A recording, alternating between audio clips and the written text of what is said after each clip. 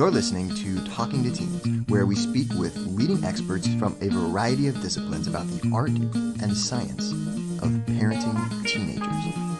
I'm your host, Andy Earle, creator of the Teenage Personality Quiz. Head to talkingtoteens.com for a free PDF explaining how your teenager thinks.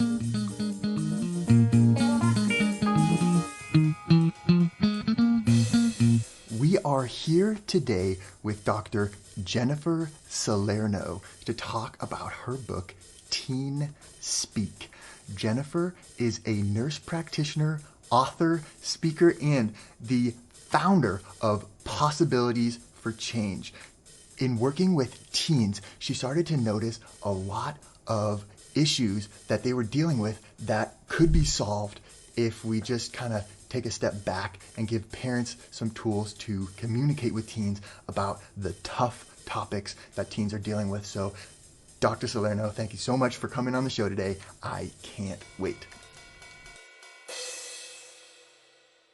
We're here to talk about mostly your book, which is Teen Speak, a guide to understanding and communicating with your teen.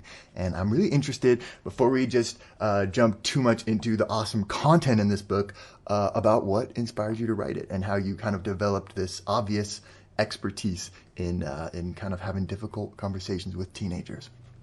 Sure, yeah. I have, as part of my book, some just information that I don't think a lot of people know about, is that 3 out of 4 teen deaths are related to risk factors. So things like texting and driving, suicide, drownings. So the greatest impact you can have on the health of teens is to screen for risk and then effectively talk through those risks that are identified. When I was working with teens, both in a primary care office and school-based health centers as a nurse practitioner, I developed an easy-to-use risk screening tool that's being used now worldwide by professionals that are working with youth to identify those risks that could cause harm for them now and in the future, potentially. But like I said earlier, that's just the first step, because once you learn about a risk, you need to use communication strategies that help teens think through situations. So that kind of led me to my doctoral work on how to talk with them more effectively. And during that training, a lot of the participants, which were nurses, doctors, teachers, health educators, would say things like, wow, this has really helped me with my own kids. They would share stories of using the strategies at home. There's a ton of education and resources that are provided to parents with newborns pretty much through 5 years old. Lots of information for them, lots of excitement. But what happens with parents of 12 to 18-year-olds? There's not a ton of information. Most people, when you have a teenager, are like, oh, I feel sorry for you.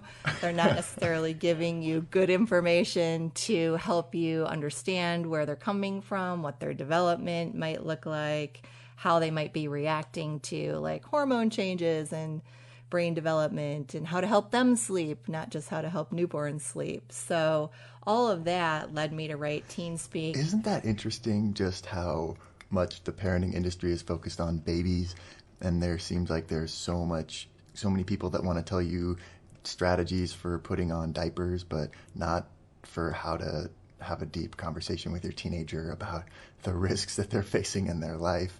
And it just seems like there's a need there.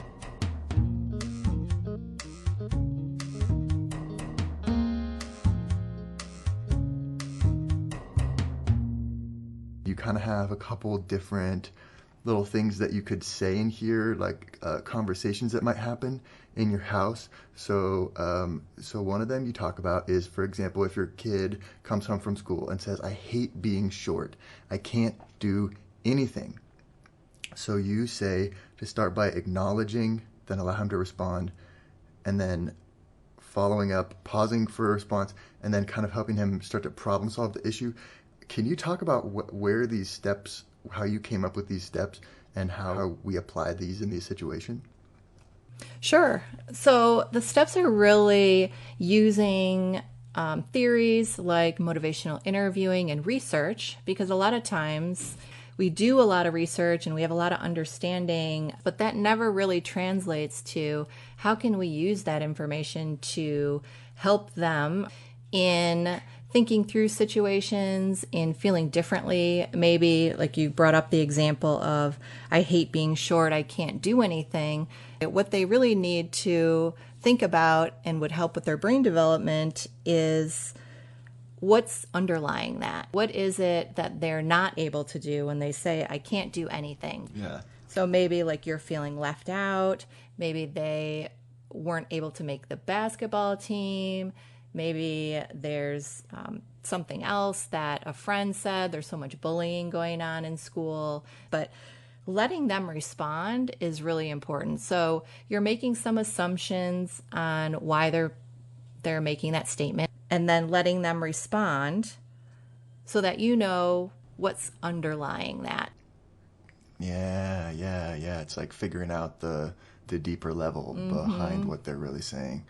So I feel like the instinct for parents, it's like, oh, that's okay. There's tons of people who are short and they're successful, and it's like everybody's different. And Right. It's like you want to try and talk them out of it. Yep. And I feel like that's just like the go-to impulse for any parent of any age, or just a friend even, right, that you see that's kind of like struggling with something. Cool. So what you talk about instead is figuring out, there's a reason that they're saying that, and it might not always be kind of as simple as just the words that they're saying. So just taking a second to kind of dig a little deeper and to say something that gets them to continue kind of talking about it and to say, well, what they mean exactly. And so I like what you suggest here is just kind of repeating something back to them and making a little bit of an assumption, like about what they might have been saying, and not even like a question mark, like, oh, so you're feeling left out. It's just like, oh, you're feeling left out. And that statement kind of like gets them talking more. It's really cool. And there's a lot of questions that we ask teens that really could be statements. When we ask a question, then teens feel like we're grilling them, or our kids can feel like we're grilling them. But when we make that same comment as a statement, it makes them feel like they're being heard or that you understand. So even small little changes like that can really help build a relationship with your teen. Okay, so you're going to say something like that, make a little assumption, oh, you're feeling left out, and then he's going to respond with something, whatever it is, that was behind there. The example here in the book is, yeah, I'm so short, I'll never make the basketball team. So now we see, okay, he was saying, I'm short, I can't do anything, but now that we took a second and got a little deeper, we see that, really, he's upset about something related to basketball. He's not making the basketball team. So then what do we do now? So at that point, we also don't want to try to fix it, because that's what we do as parents. We want to fix it. But at this point, they've started to share now why he's feeling like this. So we might say something like, you're missing out on time with your friends by not being part of the team. Like maybe all his friends are on the team, or his good friend is on the team. And really, you're digging deeper again. It's not maybe about basketball, but it's about being with friends. Right. I'm so short I can't do anything doesn't mean anything. But if you can try and follow it down a few levels down until you can get to something that's core, which is either they're feeling excluded or they're feeling like they're not belonging and they're trying to gain a sense of love or validation from their peers or from adults or from other people, or they're trying to feel powerful and they're struggling to do that, right? So it's like just I didn't make the basketball team isn't even like, well, why is that important? And so getting it down to something that's like about belonging or significance or importance or something like that, that's really, really core. It's cool. And that's what builds your relationship for them to come to you next time and maybe start a little bit deeper versus starting at the, everything's terrible. I like it. So, okay, so then we're down to kind of the end here where we dug even deeper than the basketball team thing and tried to say, okay, well, so that means you're maybe missing out on spending time with your friends by not being part of the team. And he might respond and say, yeah, I never see them anymore. They're always too busy. So then that's an he's affirmed that you've kind of hit the true issue by saying, yeah, I never see him anymore. They're always too busy. So you've realized, okay, so it is about the friends, and he's feeling like he's kind of being left out and missing out by not being on the team. So in that case, then how would you kind of follow up on that? Yep. So that case, now you know, or you have a good idea that that's really the underlying issue. So you'd want to acknowledge that you heard that. So with a reflection again, hanging out with your friends is important. And then follow up with kind of that planning or that problem solving. What do you think about inviting him over this weekend? That way it won't interfere with practice. What other ways can you have fun with your friend and have it be outside of that practice time, or have to do with basketball is what you're trying to get them to think about, or get your son to think about. So the key is really that planning piece. So instead of saying like, oh, it's okay, you're short, lots of people are short, we've kind of gotten down to what the real issue is, and now here's where the problem solving comes in. So what can we do to fix this?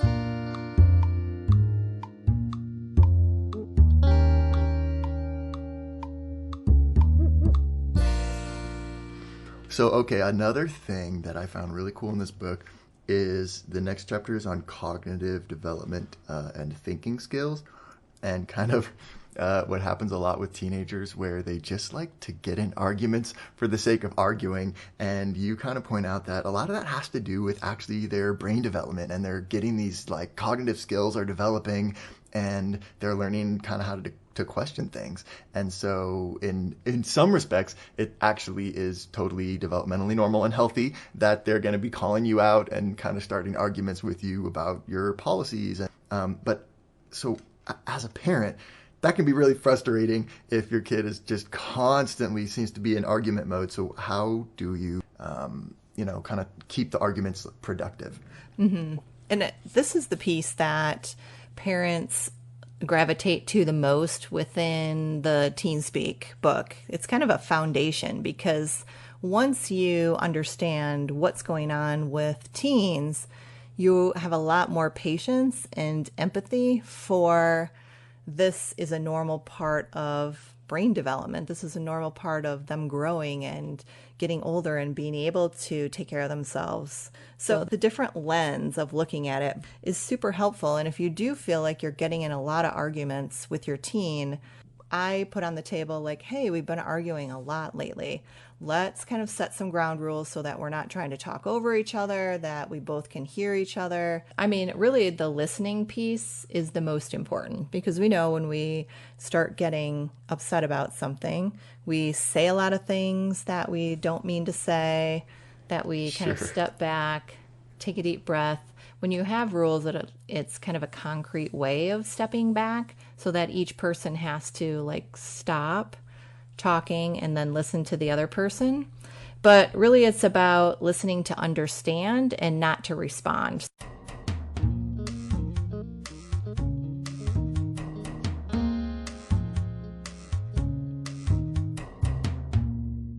Another kind of side effect of the teenage brain development that's happening, in addition to them wanting to argue about everything, is drama, is that they kind of want to get overly dramatic about things.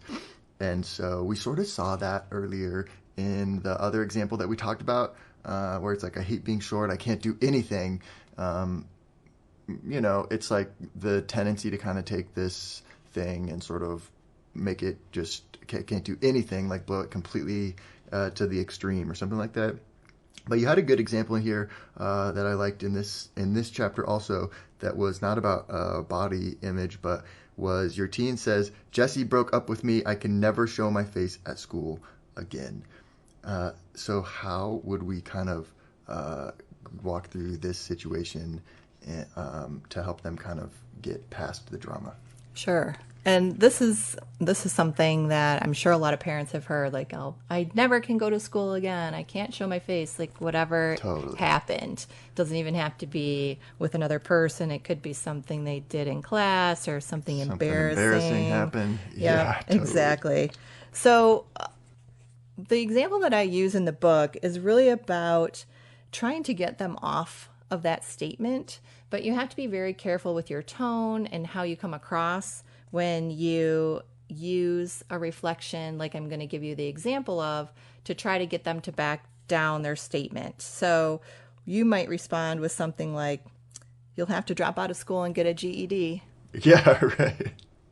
It kind of throws them off a little bit because they're expecting you to be like, well, you're going to school tomorrow and there's nothing that's going to stop that. And to kind of get them to move forward. Or like, that's no reason to not quit. Go to school. Don't give up. Like, yeah, right. Yeah. So there's a lot of typical responses that we have, which are perfectly okay. But if you want to try to be more effective in getting them to think through, like, okay, what I said was a little bit dramatic. It's probably not going to happen that I'm never going to school again. So using a statement like that can help them sometimes get off of that kind of stance. And you could follow it up with a question that gets them to think through. So what would it take for you to feel okay going to school tomorrow? Because that's what's going to happen. We don't have to lecture about you're going to go to school. Like, what will it take for you to feel okay going to school tomorrow? You know, sometimes if kids are just really, really upset about something, they might be like, nothing. Then you may follow up with something like, well, we both know that you have to go to school. I care about you and really want to help you figure out what it is that you need to make things easier. So, okay, let's talk about the difference between intention and behavior.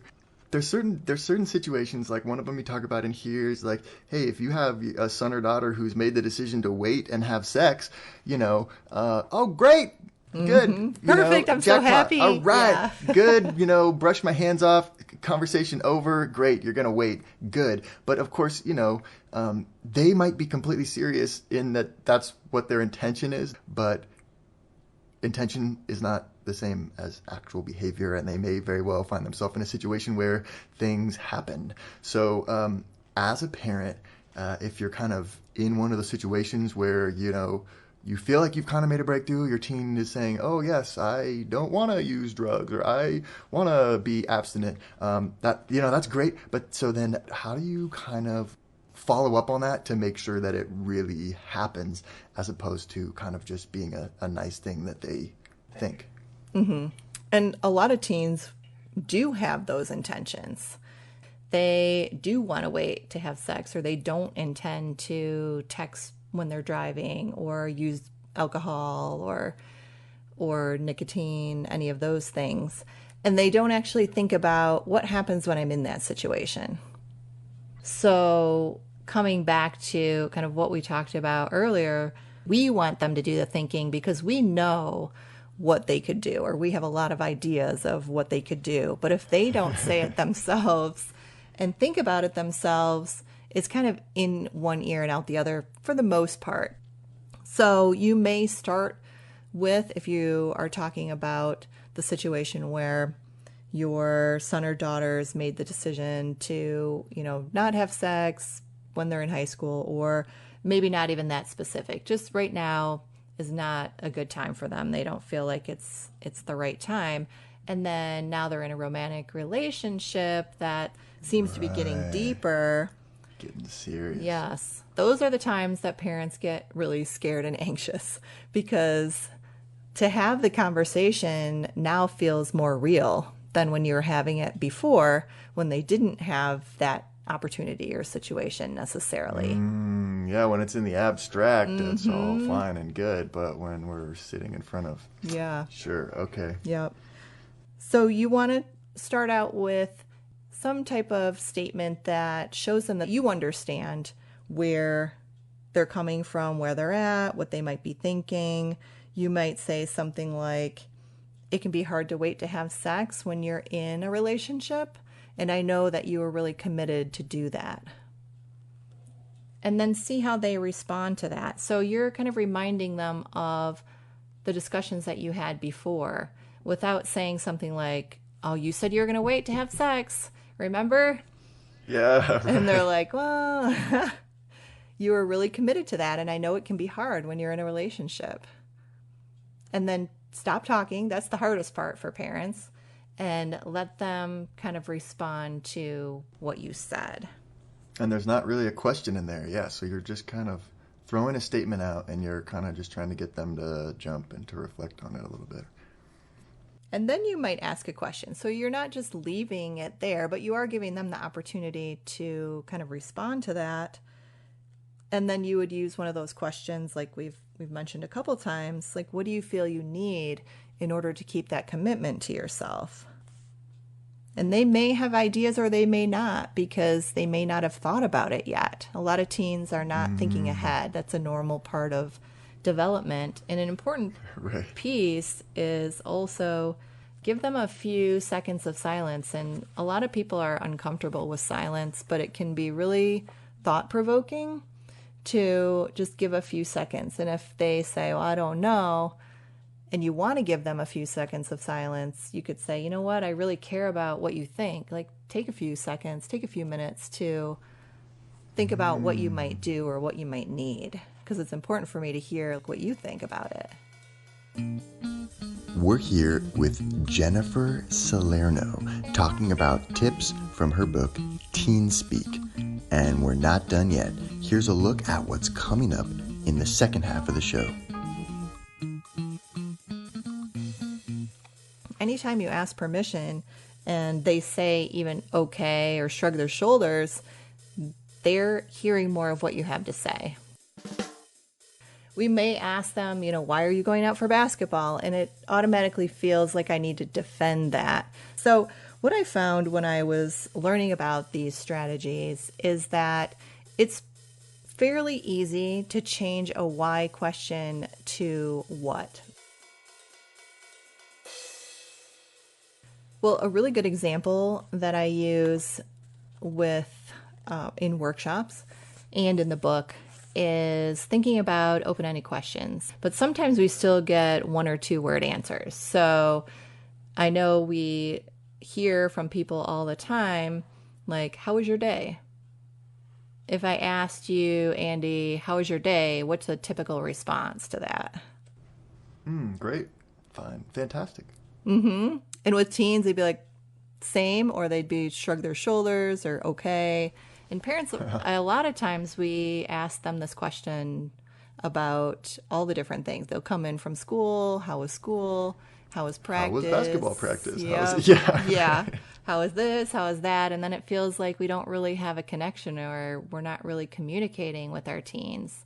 So instead of saying how is or how was, ask them in a way that is using a different fully open starter, like tell me about. So if I said, Andy, to you, tell me about your day. Then you start going through, here's what I did this morning, and then here's what I did, and something funny happened at lunch, and et cetera, et cetera. It gives you so much more information. And that's the one thing I hear back continuously from parents, like, this was so great. I learned so much from my teen. We just had this conversation because I said, tell me about soccer tryouts. Want to hear the full interview? Sign up for a subscription today. You get unlimited access to all the interviews I've conducted. It's completely affordable, and your subscription helps support the work we do here at Talking to Teens. Thanks for listening. I'll see you next time.